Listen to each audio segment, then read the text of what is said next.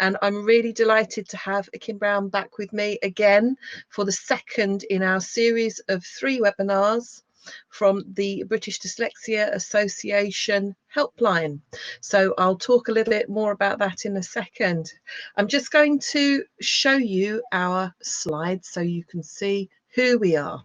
So I am Julia Clouter and I'm Head of Education for Scanning Pens, and I am talking to Kim. And Kim's background has been in teaching, education, support for many years, and is extremely qualified at supporting people in the workplace. And that is going to be the theme of our conversation today. It's going to be around access arrangements and the kind of support that you might need in the workplace to be able to help you if you are somebody with dyslexia and you might need some reasonable adjustments and accommodations making for you. We have a number of questions that we're going to ask as we work through the webinar. So what I'm going to ask you to do, if you've arrived with questions and thoughts, is just to hold on and see if we answer the questions as we go along. And if we haven't, please feel free, if you are watching this via Facebook, to write a message up on Facebook and we will answer what you question us there. And if you are in the webinar with us today, there's a little chat area down the side, and it would be great if you would like to put your questions into that box there. But I'm guessing that we might actually cover the question that you're going to ask us. So without any further ado, I'm going to say hello to you, Kim. How are you? How's your week been? Hello, I'm fine, thank you, and looking forward to our conversation like what we had last time. Fantastic. Are you back on the helpline now, or are you still answering via email? It's all still happening by email because partly to do with technical issues with how to migrate it over to people who are working at home, and also because our helpline volunteers are not back in the office yet. So it will happen in due course, but everything's been answered by email and it's fine. You know, it's still really busy. That's good to know. And it's good to know that people are still getting the support they need. So for people who aren't familiar and maybe joining us for the first time on this webinar, could you just explain about the helpline and the sort of work that goes on at the BDA? I can. The helpline is just one part of the BDA.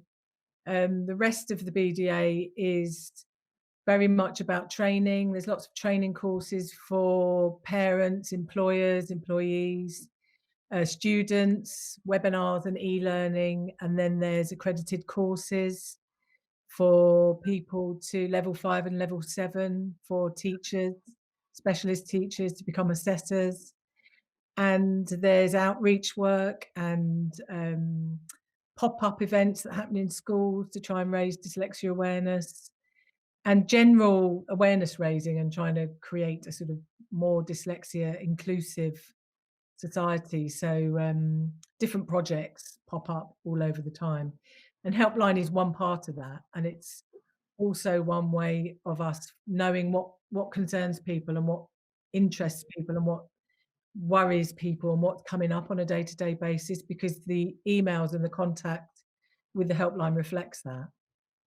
We get contacts from pretty much every section of society and every type of organisation, whether it's public sector, private, big retail parks or local authorities, government, all sorts of contact we get. Gosh, so you really are the knowledge base for the UK, aren't you, for dyslexia? We try and address everything that comes our way, and if we can't, we try and signpost people to external contacts that we've got to maybe answer questions that are maybe very specific to very specific types of jobs or types of learning need. So what do you think the balance of people who get in contact for support? Do you think you have more parents or more employers, or is it just absolutely everybody and all sorts? Kind of everyone, but we have tallied it up at times, and it's often parents that make the most contact. But I think as reasonable adjustments in the workplace are changing and people are beginning to realize that it is something that is on offer in the workplace, that support isn't just on offer at school and at college and at university, the contact from employees and employers has definitely grown. So Mm. it's quite a big, possibly a third of the contact, if I was going to guess off the top of my head. I think we've got better in schools at supporting accommodations for students. Certainly over the last 10 Yeah, years, there's been an absolute revolution in the way that students are supported and accepted with a learning yeah. difference. And so if you've come through school and college and been supported with your learning differences, then I think there must now be a generation of people coming through who feel, actually, I can ask for support. This is fine. And are not holding back. I know there are previous generations who wouldn't dream of asking for support, even though they might really, really need it. But perhaps this younger generation who've come through with arrangements embedded in their learning feel that they can ask for that support. That's a really good point, and I would say I see that reflected in the emails. I would say out of all the employees that write in, probably half of them have had exactly what you described. They've had support and they know that this support worked at school, this support works at college or uni, this software or this way of working, I need it at work. How can I get it? Mm, And am I entitled to get it? And do I ask or do I buy it myself? How do I do this? People often don't realize the obligation of the employer to mm, support staff with all disabilities, but also with people with invisible disabilities. So mm, people often don't realize that they're covered by the Equality Act and they quite mm, rightly can request support. But we also get employers writing in who may be dyslexic themselves or not, but who are aware of the benefits of supporting people and of enabling people to work to their full potential and maximizing what people can do, which ultimately is what giving people assistive software or support does, doesn't it? It just enables people to show them their true self, really, and not be held back by something. that's right. So, I still think there are lots of people who don't disclose that they have needs that could yeah, really simply be supported with um, sometimes with very basic pieces of assistive tech that could yeah, change their life and their working lives dramatically. And I worry about people in the gig economy who feel that they are so dispensable that if they did share that they had a learning difficulty or a not seen difficulty, that they would be discriminated against quite quickly. yeah, and I think that is a common comment that comes up. Mm, Definitely, people that contact the helpline, they'll be saying, "I don't know whether to announce it. I know I'm protected. I know I shouldn't be discriminated against, but I still don't want to tell everybody, or I don't want to disclose to my manager." And then we may help someone to find some strategies for mm, themselves. Um, mm, and it may be that they want, like you said, a piece of assistive software or some apps on their phone, or to activate the reader and the dictation on their phone. It may be something they've got in their pocket that they can use slightly differently. And often people aren't aware of that. So we've got lots of, I've collected lots of demonstrations of videos of people using this kind of software. So you can send someone a little 3-minute video of like how to use a scanning pen or how to activate the dictation on your phone. And that can just change someone's life. mm. So Yeah, it's these small pieces of information that are really empowering. And if you're not in the know, the information's really hard won. You can be in the dark for such a long time, just not knowing what the next thing, not even knowing what to put into a search engine, for example. absolutely, if you don't know what you're looking for, you wouldn't even begin to know how to search. And that is a lot of what we end up doing on Helpline, is sending people links to different websites or different videos or just maybe blogs on chat groups like yours, Succeed for Dyslexia with Mm. Dyslexia See, with page. dyslexia. Yeah, Ah, that's yeah. got lots of interesting videos on it, so people can learn a lot from these Mm. types of forums, I think. Not everything is in a book nowadays, is it? It's on And every medium, every platform. that's right. That's right. And we like this visual style, and Yeah, it's good yeah, for our, it's good for the way we learn. And people like podcasts. Back in the days when we used to drive around in our cars listening to podcasts, which yeah, I miss. But even in the evening, sitting down with a cup of tea, just having a listen, yeah. is a nice, relaxing way to be able to absorb information. And it's so everything is so accessible, um, Absolutely. And if someone's got providing sorry. providing by the search term. Yeah, exactly. You need your keywords.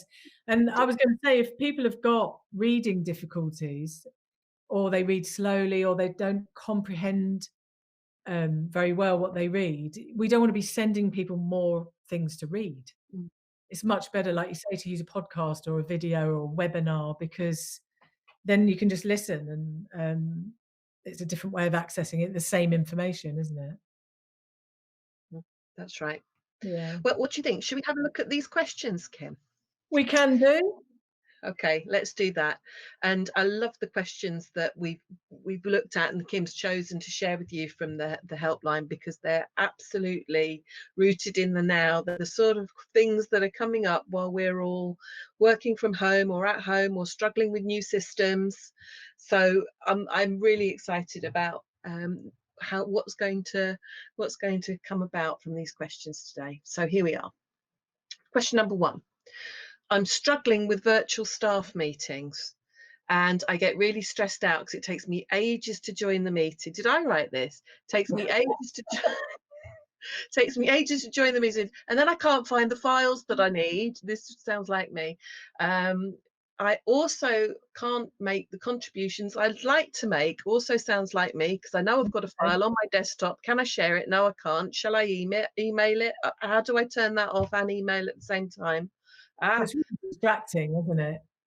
And then when the meeting's over, I was so worried about trying to get that information uploaded so that I could share it, that I've forgotten the really important bits of information that was shared, or I've written down notes. Oh, absolute classic. And then my notes don't make any sense at all. And I feel like I'm falling behind and I haven't just got the ends of what I'm supposed to be doing. That's me. I could have written that question. We'll give this question to you, for you.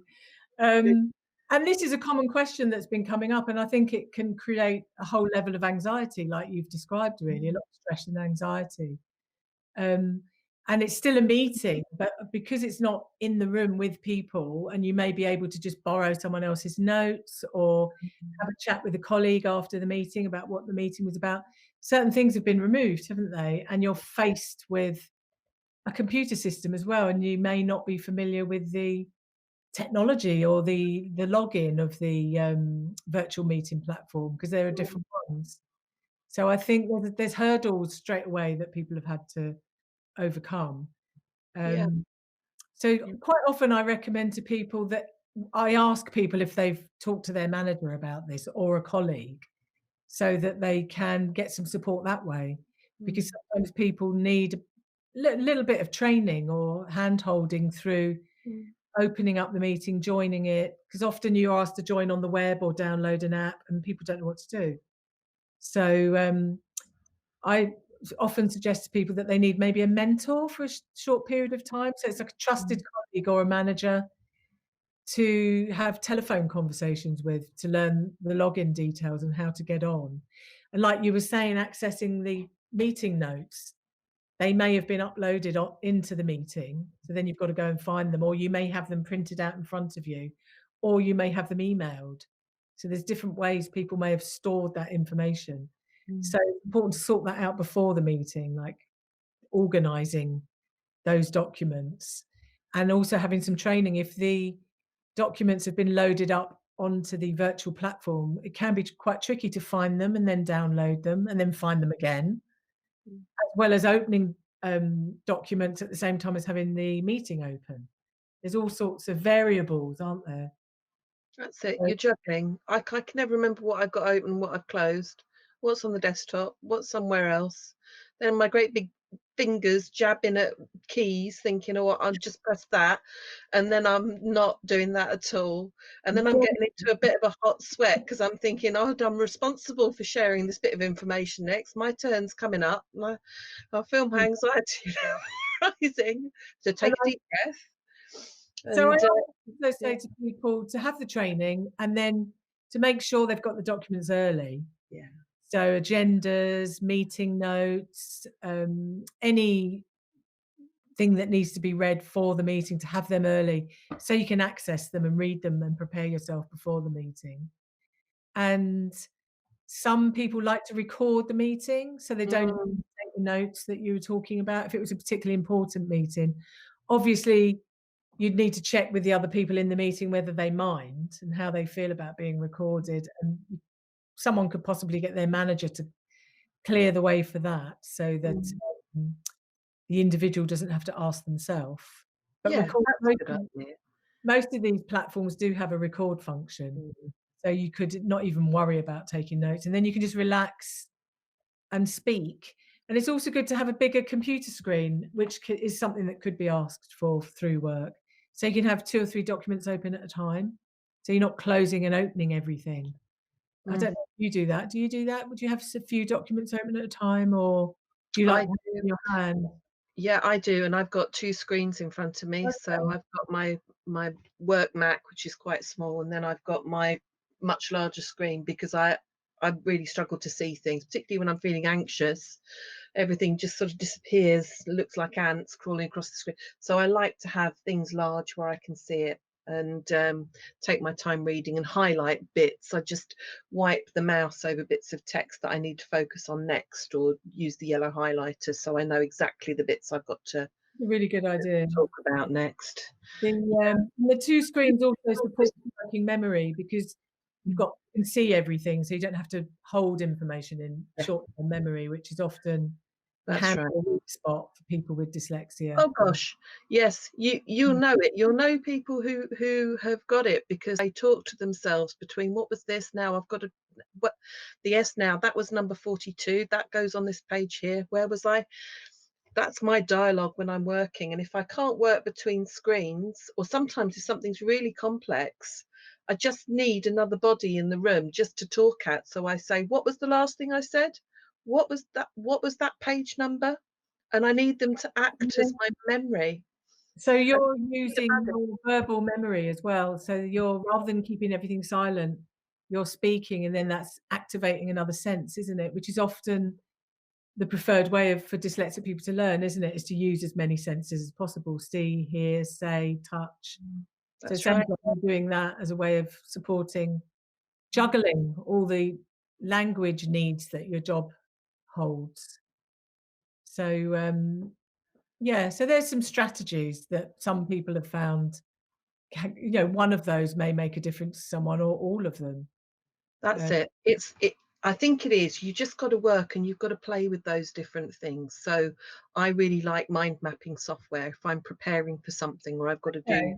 a complex task, I will just grab all my ideas and literally throw them into a piece of app that will then allow me to arrange things afterwards, because very often I haven't connected the or join the dots together. It's only when I've thrown it all onto that particular spreadsheet that I then think, oh yeah, that's the logical And way can you to drag do the that. ideas around and move them to different parts of the screen? Oh, that's good.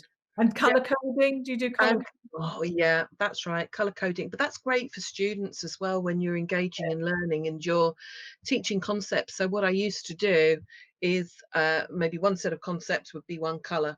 And then when you go on to move on to the next set of concepts, you have a different color background on yours, PowerPoint or whatever it might be, so you can say, right, coding? and now we are, and just because it just helps segment and just helps you pin that information and focus on it. So yeah, It's also visual, isn't it? And lots of dyslexic people like visual methods of learning, and color coding is that's a right. really good visual method, isn't it?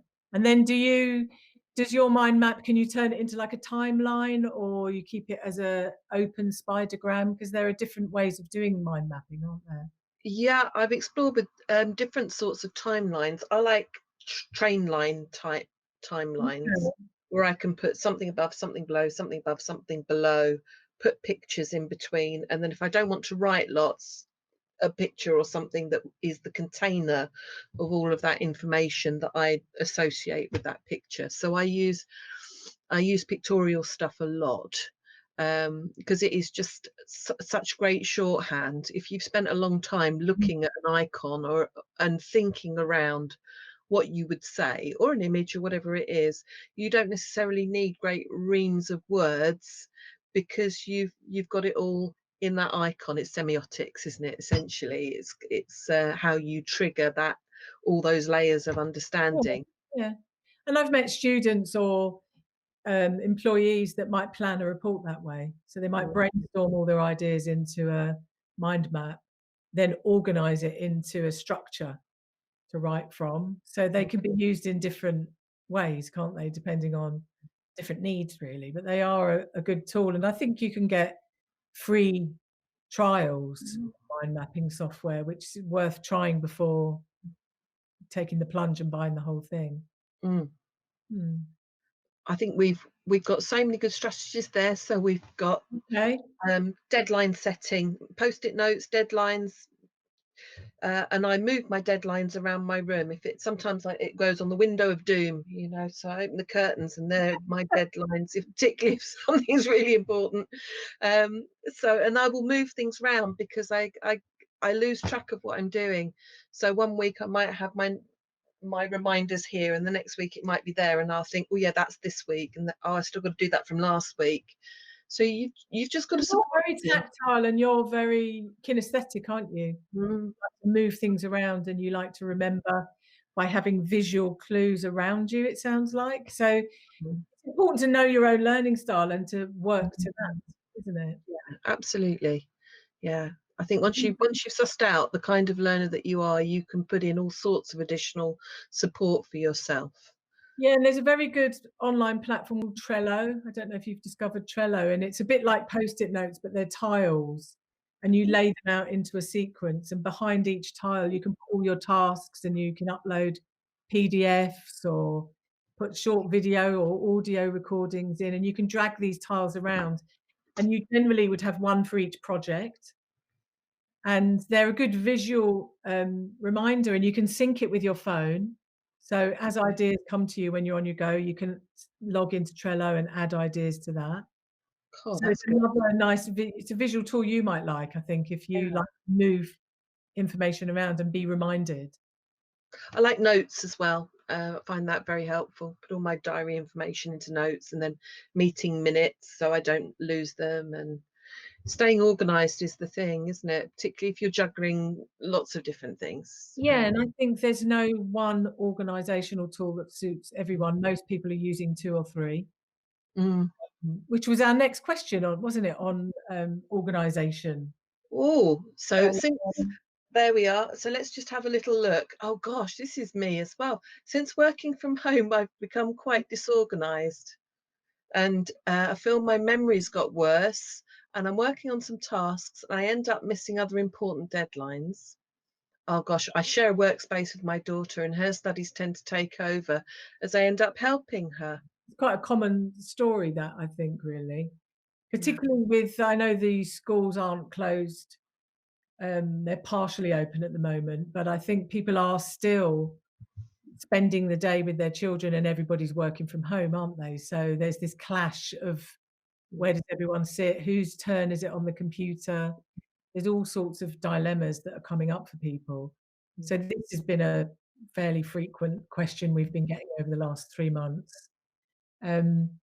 So, I mean, the first thing with that is sharing a workspace that's a problem. If people can't have their own workspace, then some sort of timetable would help, wouldn't it? If you divide the time up so you're not both on it at the same time. Because, like, this Sorry. person will get distracted and becoming a teacher in the middle of work. Well, this is what happens. And just on an organisational level, if you've got 2 or 3 Yeah. children, you've only got one laptop for them to do their work on, and they've all been set work on a different flow or a different system or whatever it might be. That's really tricky. I Very suggest tricky. to my students that you need to just get organised with a box. If you share a room, you need to have a work box, and that's where you put Yeah, all good idea. Yeah, all of your tools, all of your books, all of the things that you use, that is your box. It goes under your bed. Your brother's goes next to yours. It has your name on it. You don't mix them up. And you agree when you're going to have your time for work and you have your time for leisure on the Yeah, computer. that's a good It's a idea. process of negotiation. Yeah. But in those sort of circumstances, no one can afford to have all of their work all the way across the kitchen table, because therein lies disharmony at home. Yeah, and I think most of the neurodiverse people I meet say organisational skills are really significant, and people tend to be organised times 10. Mm, And by doing that, they can stay on track. And if they're not organised times 10, it's a problem. And I suppose working from home, it's taken away employees' usual organisational skills, because suddenly the way people work with each other has changed and they may not have all their techniques and strategies at home. mm. So, I also recommend people do what I think you were saying you would do, which is spending time planning tasks and setting deadlines, that it's Mm. not a waste of time to sit for half an hour every morning and plan what you need to do that day and for the rest of the week, and sort of plot it into a calendar or a wall planner or your phone or your post-it notes, whatever it is you do, it needs to be planned. I just use a little baby whiteboard Oh, yes. I for my that's my entire system really, that with and a diary and a notebook. I think we all have our own methods, don't we? So it's really important to plan it and to log it somewhere so you don't forget it. Mm. And to have rests, change activity every half an hour, get up, move around, do a bit of desk yoga, take tea breaks. It's really important. I wonder how many of us watching and listening to this haven't been taking breaks and Mm, just sit in front of our screens, and yeah, we don't drive to work, so we think, oh, there's 40 minutes. I had, yeah, yeah, that 40 along the minutes back. way. There's a technique called the Pomodoro technique, and it was designed for students. And the theory is that most of us are optimized at working for 25 minutes, then we need a break. Yeah, So to set a timer for 25 minutes and then work can be quite a good idea. And you're not allowed to just answer a text or nip onto a shopping channel. You literally have to make the most of that 25 minutes, because you get your 5-minute break after that to do those things. there we are. So you're being 100% effective in 25% of the Yeah. time. Well, that's something I need to learn. Yeah, Pomodoro technique for you. Yeah, it sounds like a really good idea. So a brilliant range of strategies there, and I think again a lot of this is so relevant to the time we're in at the moment. We're in very strange times, and it's causing all different sorts of Yeah. pressures in families at home, people juggling work with the resources that they've got, and it just takes organisation to get through it, I guess. And if you're someone Yeah. who's not hugely organised, then it's a really good time to start looking at perhaps different tools and different things that you can use to help you with that. Yeah, experiment with different methods, because there's lots of different organizational methods that help. And ask colleagues what they do, because often people have a system in place for a similar job that you may not have thought of. So it's good to find out, how do other people organize their files or organize their emails, or how much time do people spend on emails versus the other things they do throughout the day. Right. It's really useful to find out, how do other people do it. Well, I've got no idea what other people do, and you just assume that other people do the same as you. Yeah. And And they lots of people don't create folders in their email account, which can be a really good way of organizing that little system, because otherwise it just becomes, we spend up so much time searching for old emails, don't we? mm, really good solutions there. Mhm. Okay, shall we have a look at the next Yeah, question? let's do that. Righto. So, I manage an employee who's recently told me about her dyslexia. Since she's been working from home, she says she's been struggling with her reading and writing skills.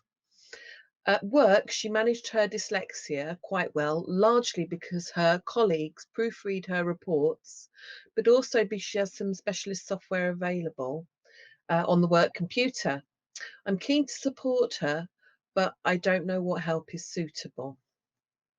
So that's a good question from a helpful manager, isn't it? Which Mm. is what we want really, sensitive, helpful managers who Yes. are keen to explore the different solutions for people. And I would say to this person, the first thing that you could do is ask the person, what help do they think would work? Because often people jump in and come up with solutions, but they haven't actually said to the person, what do you need? What do you want? And it sounds like this person had help with proofreading Mm, and the specialist software, which clearly isn't available to her. So that's going to make a huge difference because she hasn't got her main strategy mm, at home. And of course, these are called reasonable adjustments and they need to be available at home. Doesn't matter where the person's working, they need their reasonable adjustments. So it sounds like the first thing this person needs is that piece of software, which can be a problem for people because it may be that the company has bought the license and it doesn't can't be logged into on the home platform. So if it's reading and writing software, I often say to people, you can get a free download from the company. Lots of these companies are giving their software away free at the moment during the COVID period. But there are also often 1 month downloads that you can have, which is a good temporary stopgap. mm, So, but the main thing I felt I would recommend for this person is that the manager organises what we call a workplace needs assessment, which would involve a specialist interviewing the employee with the main aim of finding what reasonable adjustments can work. And they would take into account the person's job role, the specific difficulties that are being experienced, the working environment. So, of course, that's changed at the moment for so many people, and the concerns and requirements of the organisation before recommendations are made. And those recommendations can be IT solutions, which we've touched on, which are very commonly very helpful. There's also no cost, low cost solutions, which can be a huge range to altering the way work is delivered. Some people prefer emails, other people prefer a phone call. There's different ways people want information delivered to them. So it's good to find out what that is.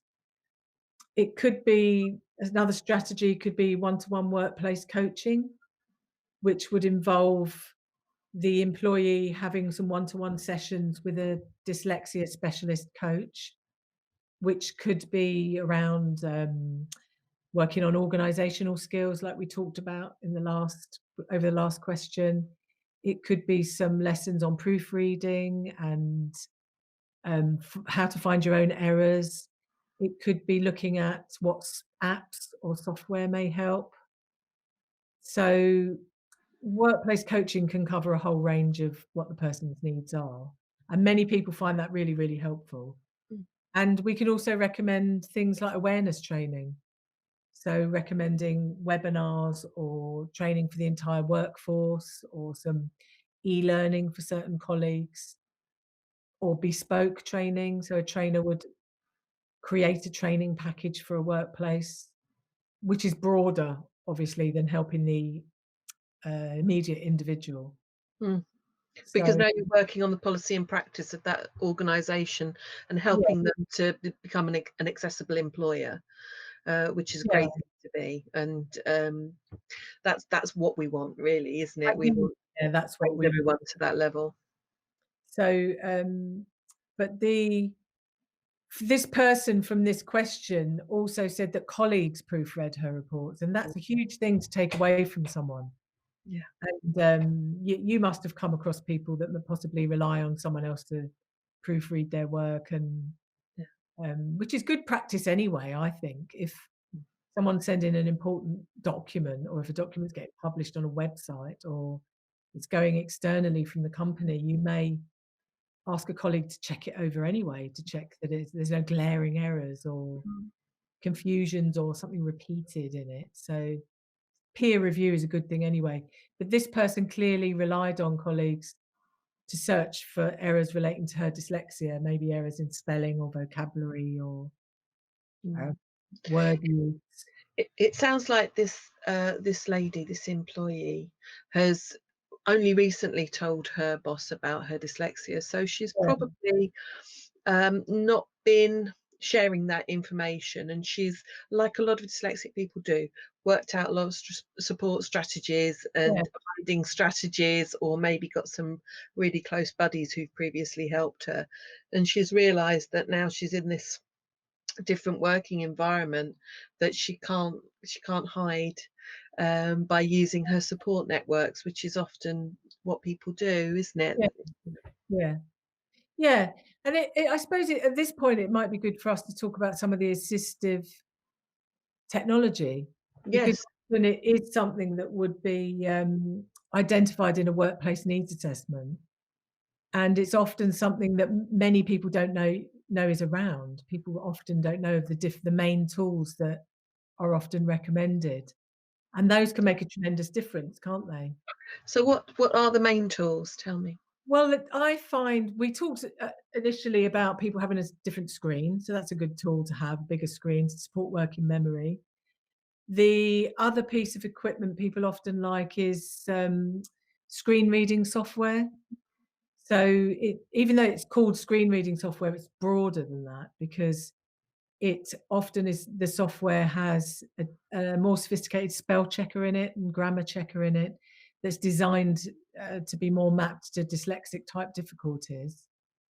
It can have predictive text features in it, a bit like what phones have. So that helps people get around spelling issues. And you can also add spellings to it, like frequently used professional words to it. So that can be good. Some of the companies that make this have additional databases of vocabulary that can be added into them, such as medical words for people that work in the NHS, or business type language for people in business or marketing. And people often find that if they write something and then have the screen reader read it back, they will hear the errors in their own writing that way rather than seeing them, because people often don't see their own mistakes, do they? Really So helpful way of working. it is a helpful way of working. And then you can also use the screen reading software for everything you read, everything else, whether it's PDFs, policy documents, someone else's email, just the internet in general, because that gets around people around any underlying reading difficulties are got round then by this software. So screen reading is a really good way forward. And then for something more portable, we've got the scanning pens, which you're better at talking about than me, because you work with scanning pens much more than I do. So you know the nuances of them. So maybe you could talk about how someone would use that at work. Yeah, I'm just looking on my desk for a scanning pen because I'm sure I had one not too far away from me. In case you've not seen a scanning pen, They're so like this is, pocket sized, aren't they? yes, they're fairly discreet, and they're a text reader essentially. So what that means is it has got this rather sort of clever camera. There we are, rather clever camera, and it takes a photograph of the text and it converts that into speech. Okay. Um, so it's got useful things like dictionary inside of there. I'm just looking at what's in the menu. There's dictionary function. So sometimes if you don't recognize the word, you just can't decode it. It can give you a very fast dictionary function. And that can be really helpful just to quickly be able to understand something. But there's Yeah, also a text. absolutely. That's it. There's also a text reader in there. So you place the pen onto the page and then lift up, and then you can either listen to the internal speaker or plug in a headphone and listen That's discreetly, or clever. That's plug clever. it into a speaker. So that's pretty supportive, but I like that this is quite a discreet tool. So Yeah. if you were working, you didn't necessarily want to announce that you were getting particular support with something, you can just discreetly plug your headphone in and do that bit of reading. I think it's useful for signage, useful for menus, Yeah. useful for all sorts of things as an accessibility tool. Yeah, and some people don't like reading from the screen. So if you've got the document in front of you and it's just the occasional word that Mm. you're struggling with, if somebody stops and starts decoding and worrying about a word, then generally the rest of the meaning has gone and Yes. comprehension gets less. So if you've got quick access to a word, then you can just move on and flow on with the reading. And that's often the key thing with dyslexia, I find, is these occasional words that just don't recognise and can't decode them. Yes, you don't And want to be going through the dictionary or Googling. It interrupts flow. and also Kindle Fires are very good as readers for more often for reading for pleasure, and they have accessibility features built into them, so you can enlarge the screen. You can have them synced to books, so it's reading a book and it's highlighting the words while you're listening, so the person at work or the child, anyone can use them. Is building up their word recognition skills by looking and listening at the same time, so they're very good. Um, the dictation software is something, I don't know if you ever use that. Do you use dictation? Sometimes I do. I'm more often not, I forget that I've got that piece of software just Yeah. attached to my computer, and it's there. It's just Yeah. attached to the computer, and you just have to work out how to switch it on. Yeah, Um, and often people wouldn't use it for everything. Some people use it for everything, but other people might save it for lengthy documents. And so how would you find that? What does it get you around? What does it help with? if I'm writing a blog or if I'm arranging quite a few pieces of information, and I've just got the everything going on. Yeah. If I'm not going to use my mind mapping and use keywords, then I might just blurt, Okay.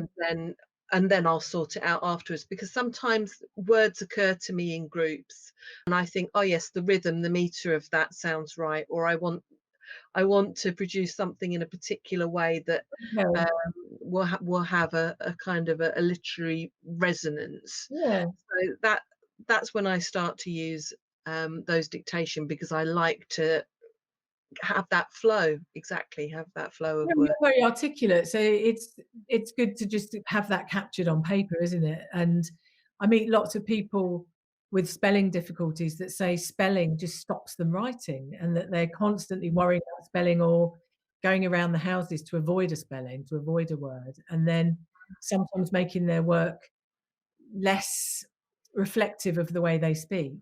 Right. So it's great for that because you can just speed through, like you say, and just get your ideas down on paper. So Mm. dictation doesn't suit everyone, but I meet lots of people that find it fantastic. So you can be And less critical. You can always delete things afterwards. I think part of the reason I speak in pauses, I notice this about myself, and I think, what are you pausing for? And do you know what? I know I'm pausing. It's because rather than having one word that I could be choosing, I've got 5 or 6 or 7 yeah, words, because my vocabulary is pretty, yeah, it is what it is, but it prevents me from flowing sometimes.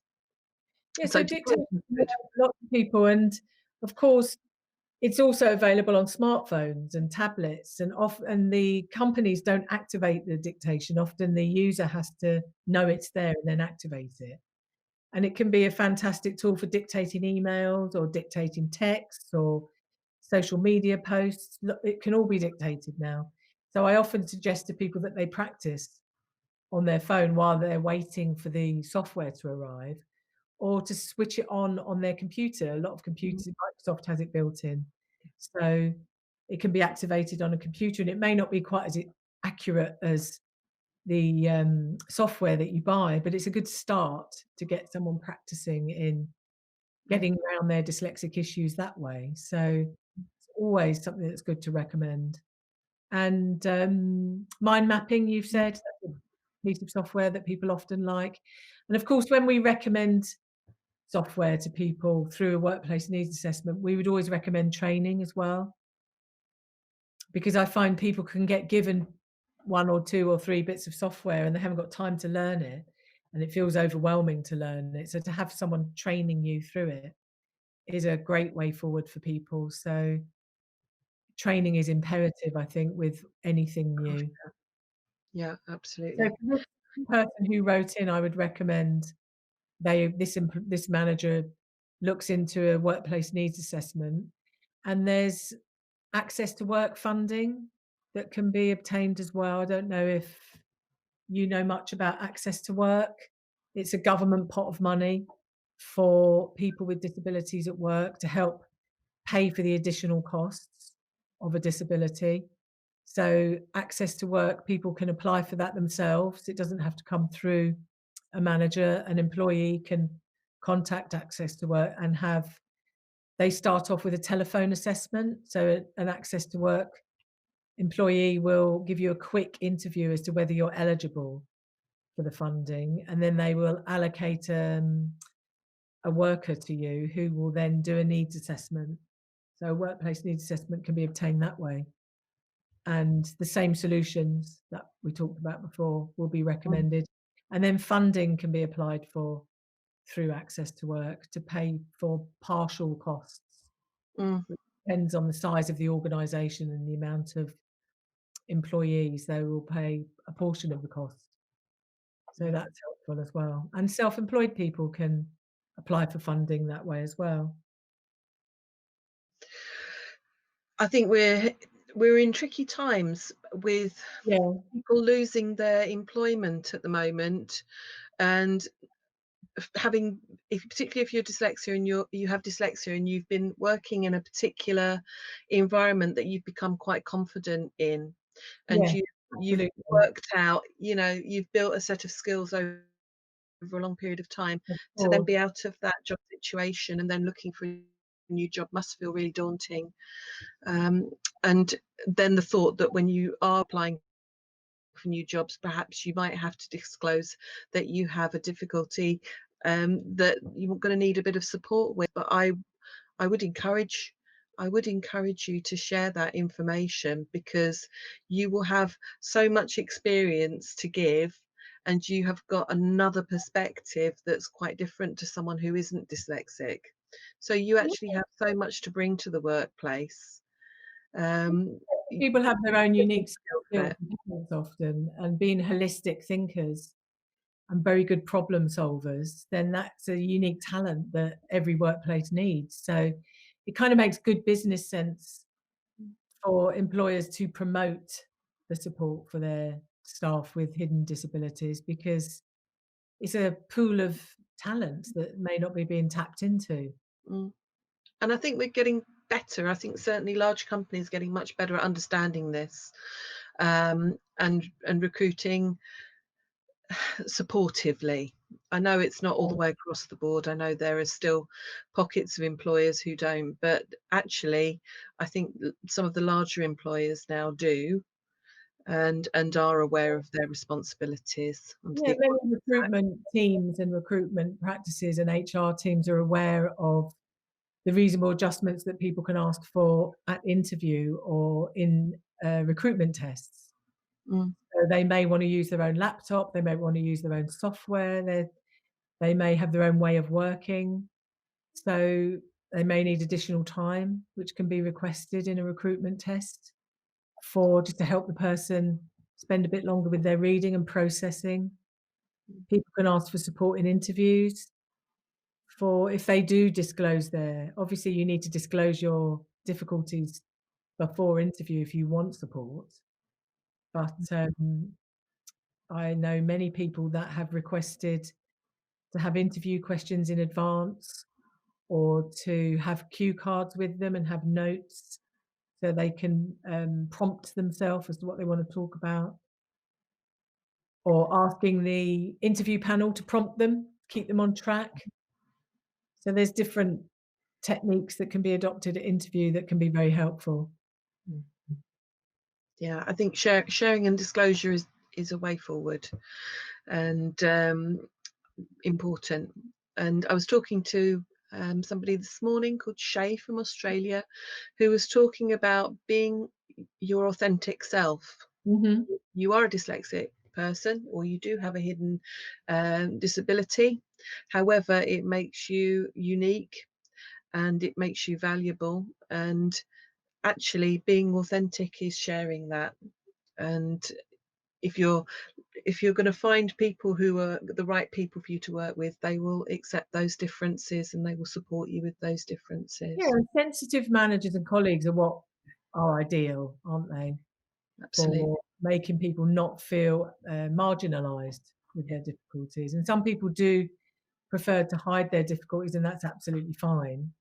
Other people, I get inquiries on the helpline where people are saying, I want to disclose on my signature line on Mm, every email I send that there may be some errors in grammar, and don't judge someone with a hidden disability, which is quite a bold.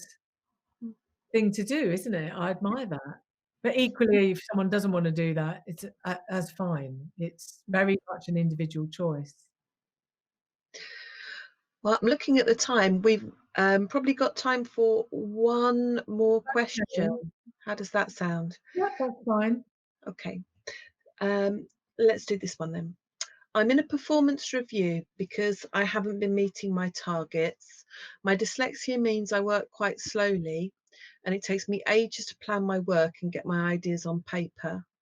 Then proofreading skills hold me back. I did ask for help for this and it all came to a head and not much has changed. Yeah, What and can sadly, this is, we do get emails along these lines often on helpline as well, where people have requested support and the workplace hasn't provided it.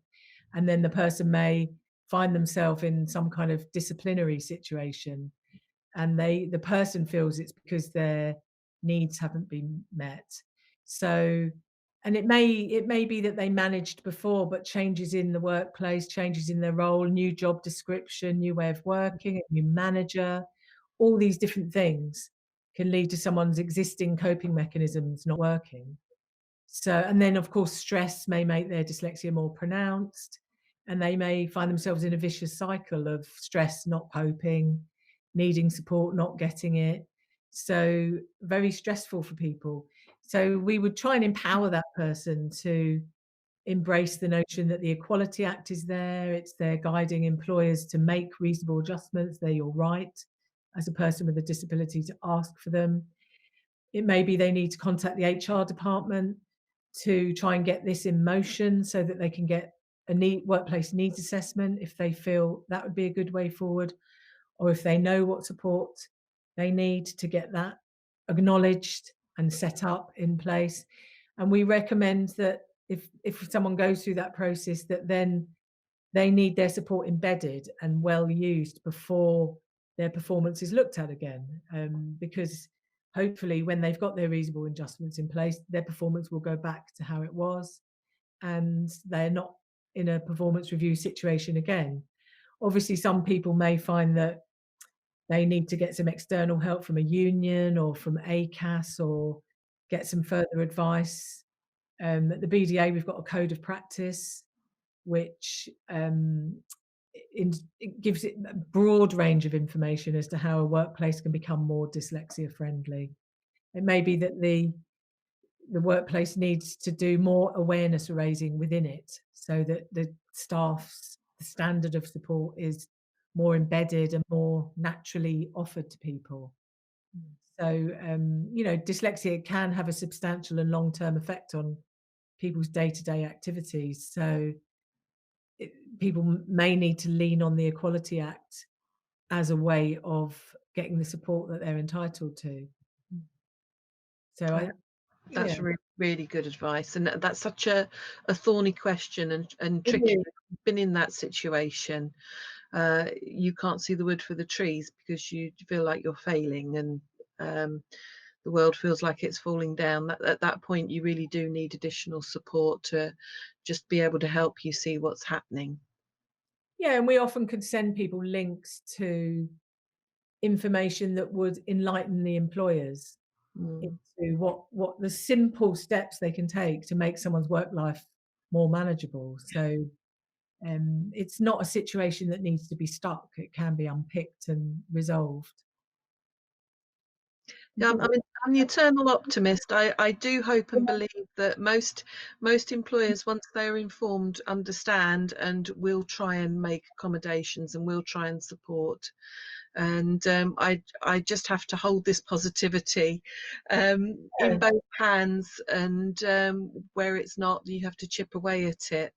yeah, Um, absolutely. And lots of people think dyslexia is about spelling problems and that's it. They don't realise that it's a whole range of underlying issues and there's a whole range of underlying strengths. So it's about tapping into the person, isn't it? And finding the tips and strategies and the support that people need, which isn't that difficult as we've outlined. It's all very straightforward, really. that's it. We're very lucky to be living in a time where these support systems are so immediate in your hand, potentially very quickly. And there's been no other time, I think, in history when people have been able to get that level of support that they need so fast. Mm. So that's exciting.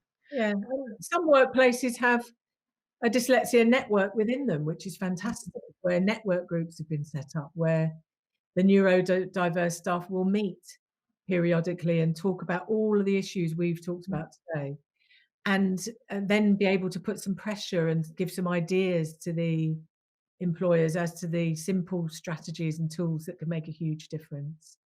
So that kind of teaming up of staff is a very good way forward as well. It's brilliant. And if 1 in 10 of us have got some dyslexia difficulties, and then others of us have got other, you know, really we can be sharing and talking and changing Very things. common set of difficulties that are invisible. So people don't know that their colleague just down the road may be having these same experiences and may have some strategies and solutions that can help. So people linking up together is a really good way forward. Yeah, absolutely Take agree one with you. person to put the poster up at work that says, "Dyslexics, let's meet for a coffee." I think that's a really great idea. Yeah. Kim, Yeah. I think we're there today, and Okay.